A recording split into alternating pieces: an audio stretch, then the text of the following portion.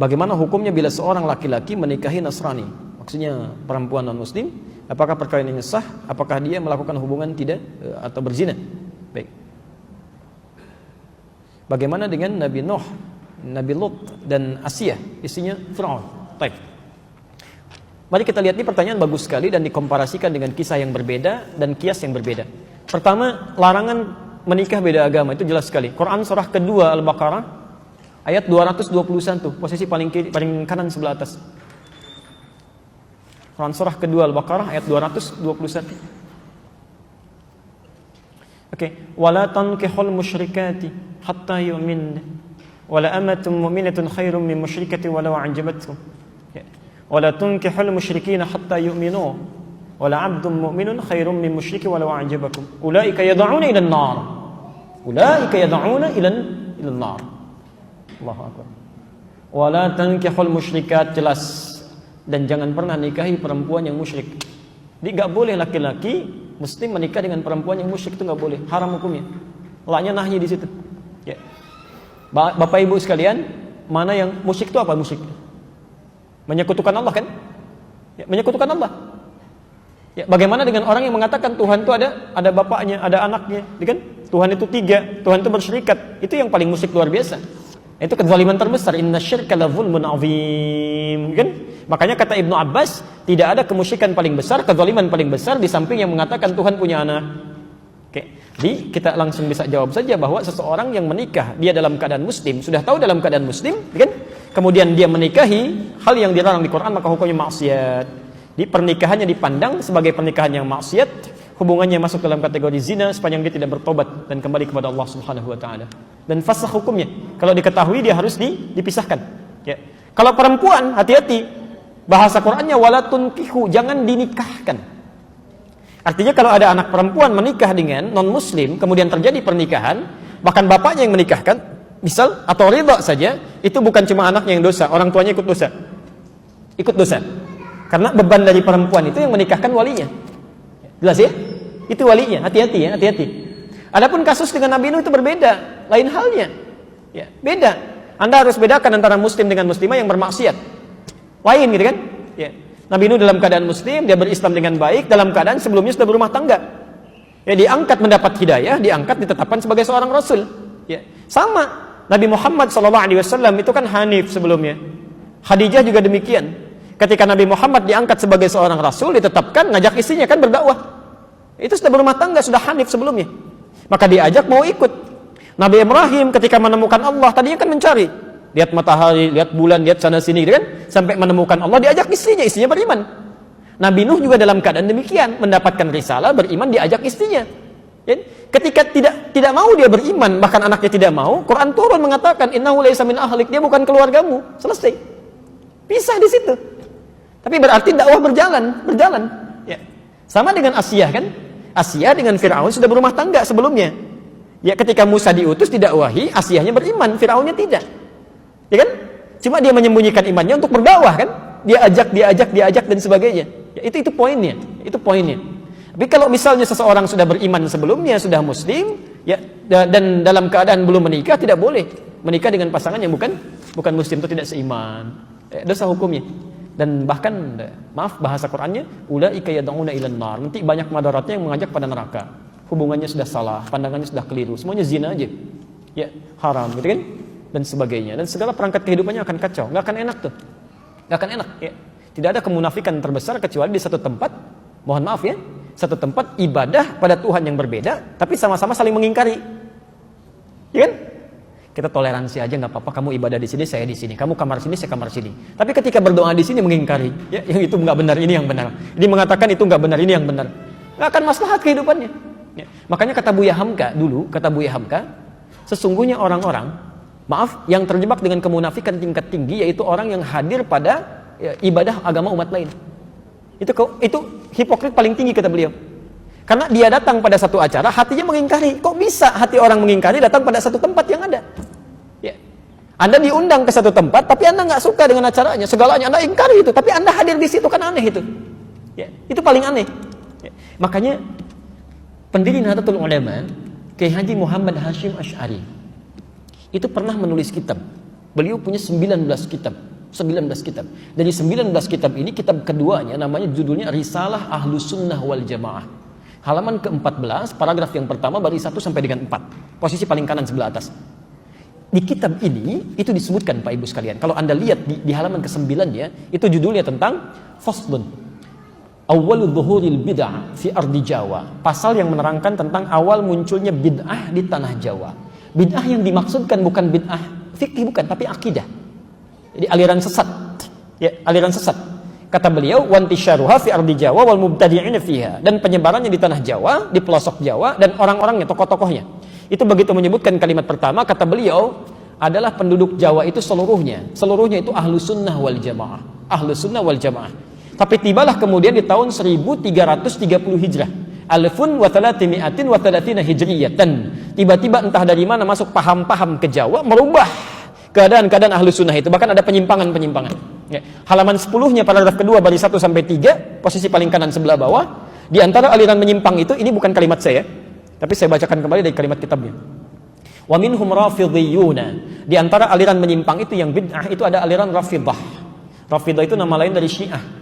Ya, disebut Rafidah dari kata rafadha artinya menolak.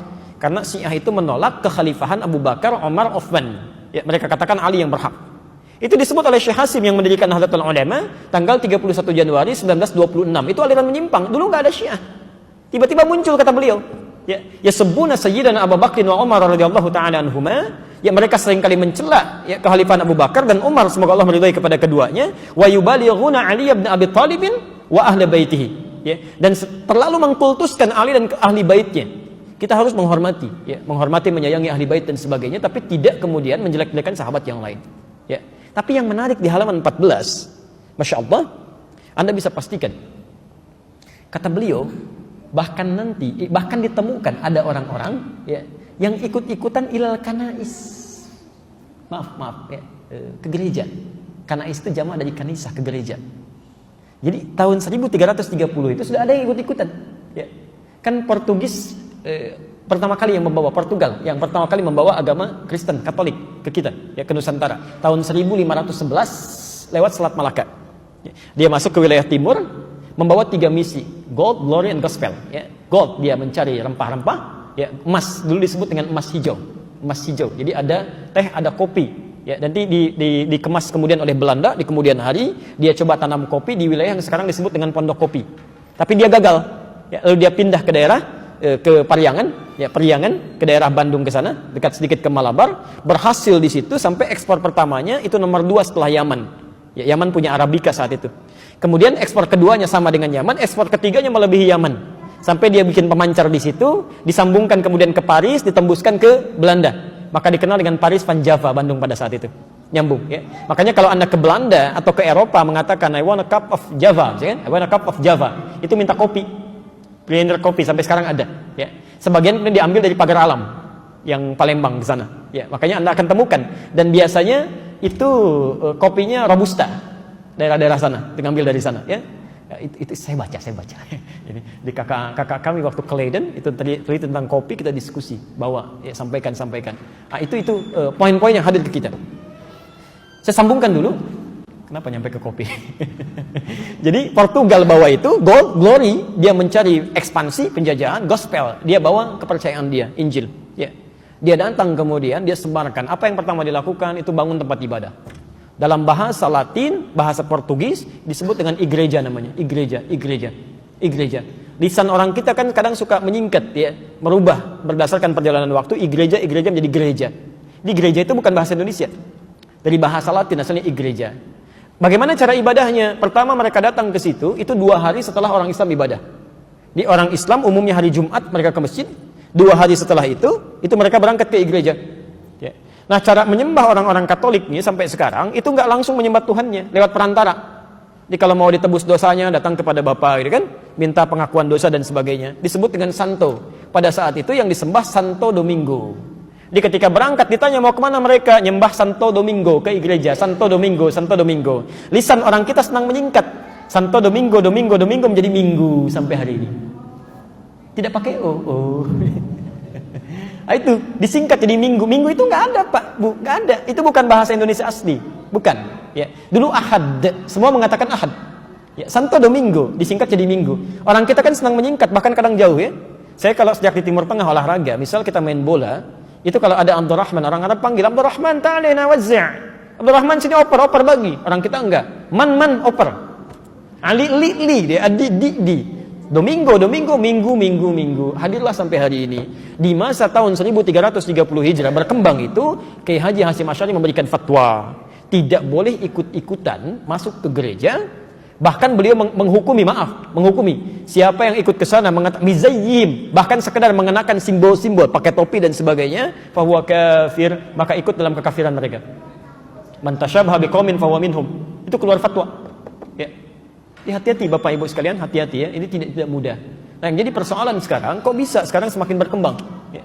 Saya nggak bisa memahami itu. Mohon maaf, saya tidak bisa memahami sampai hari ini. Kok bisa adzan berkumandang di tempat ibadah orang lain? Buka puasa di tempat ibadah orang lain, ngapain? Pantasan orang-orang singgah di masjid habis, ininya habis, dibawa ke tempat ibadah agama lain. Salawatan di tempat ibadah agama lain, kan kacau situasi seperti itu. Ya. Itu nggak tepat ya, itu tidak tepat. Jadi maksud saya, tolong jangan sekali-kali dikiaskan sesuatu dengan hal yang berbeda, itu salah. Ya, al-qiyas ma'al fariq batil. Menganalogikan sesuatu dengan yang tidak tempat itu hukumnya gugur.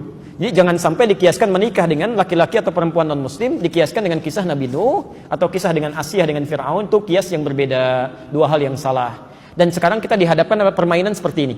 Permainan kata-kata seperti ini. Jadi ada dalam ilmu logika perbandingan yang fatal akibatnya, salah premisnya, keliru kesimpulannya. Ya.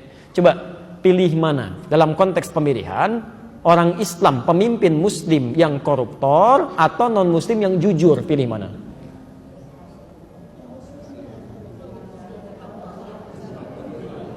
Kan? Pelan-pelan. Itu nggak ada jawabannya. Karena pertanyaannya salah. Pertanyaan yang keliru melahirkan jawaban yang salah. Kalau Anda ingin membandingkan sesuatu dalam kaidah ilmu logika, itu harus apple to apple, harus sama. Jadi kalau Anda bandingkan orang Islam yang jujur, bandingkan dengan non-muslim yang jujur. Fair itu.